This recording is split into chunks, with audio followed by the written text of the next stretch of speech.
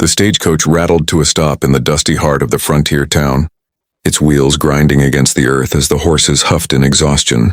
From its creaking door stepped a young woman, her bonnet pulled low, her trembling hands clutching the handle of a worn satchel. She was the mail-order bride no one expected to arrive this soon. And as she stood there in the harsh western sun, her eyes filled with tears she could no longer hide. The promise of a new life had been painted to her in letters, but the weight of leaving behind everything she once knew pressed heavy on her chest. Around her, strangers bustled past, yet she felt utterly alone until a tall figure in a wide-brimmed hat emerged from the crowd. His boots struck the ground with quiet confidence, his rugged face softened by the way his eyes searched hers. He was the cowboy who had written those letters, the man who had unknowingly tied his destiny to hers with every word inked on paper.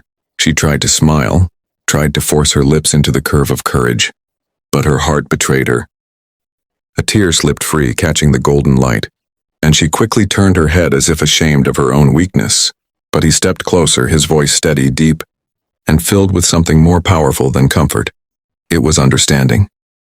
"You don't have to pretend with me," he said, his hand offering a clean kerchief, his gaze steady as the plains. The words struck her harder than she expected, stripping away the fragile shield she had been clinging to. All at once her sobs broke free, quiet but raw, and he did not flinch. He did not demand, nor did he judge. Instead, he stood there, a wall of strength in a world that often demanded masks, silently telling her that here, at least she could be herself. In that moment, as the wind carried the dust of the road between them, she felt something shift, a flicker of safety, a spark of belonging. And though her journey west had begun with fear, she realized it might yet be written with hope, because sometimes the heart finds home not in places but in people. If this story touched your heart and you want more powerful tales of courage, love, and the wild frontier, don't forget to subscribe to the channel. Your support keeps these stories alive, and every click helps us bring you more journeys of resilience and romance. Subscribe now and be part of the story. That night, the little frontier town seemed quieter than ever, its lanterns glowing dimly against the endless stretch of prairie darkness. The young bride, still shaken from her arrival, sat on the wooden porch of the small cabin that now stood as the threshold of her new life. The cowboy had brought her here gently, without pressing her for words, and offered her food and a place to rest. But her mind refused to calm. She thought of the home she had left behind, the family she might never see again, and the promises in the letters that felt like lifelines in her darkest hours. Yet here, face to face with the man who had written them, she realized how fragile hope could feel. He stepped out quietly, boots brushing against the wooden boards, and stood beside her, his silhouette outlined by the silver moon. For a long while he said nothing, letting the night speak with its crickets and the distant howl of a coyote. Finally his voice broke the silence, low, steady, filled with patience. "I don't want you to feel you have to be someone you're not.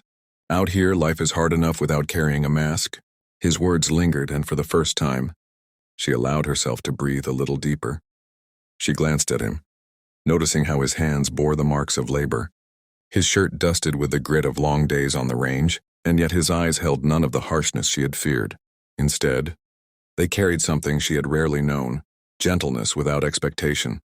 Slowly she spoke, her voice trembling as she admitted how frightened she was, how uncertain, how torn between the dream of belonging and the fear of never being enough. He listened without interruption, nodding, as if her every word mattered more than the weight of the world. "You don't have to prove yourself to me," he said at last. "We'll take this one day at a time, you and me against whatever this land throws our way."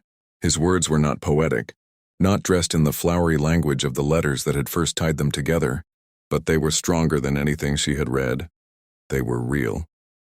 She felt the truth of them sink into her heart, a seed planted in soil she never thought she'd find. And as she sat there beneath the wide western sky, she realized her tears no longer tasted only of sorrow but of release, of the fragile hope that perhaps she had not been wrong to come. Somewhere deep inside, the heavy chains of doubt began to loosen, replaced by the faintest whisper of belonging. She knew the days ahead would not be easy. The land was rough, the people unforgiving, but with him beside her, she felt the courage to believe that she could endure. For the first time since stepping off that wagon, she did not feel like a stranger, but like a woman who had a chance at home, and maybe, just maybe, at love.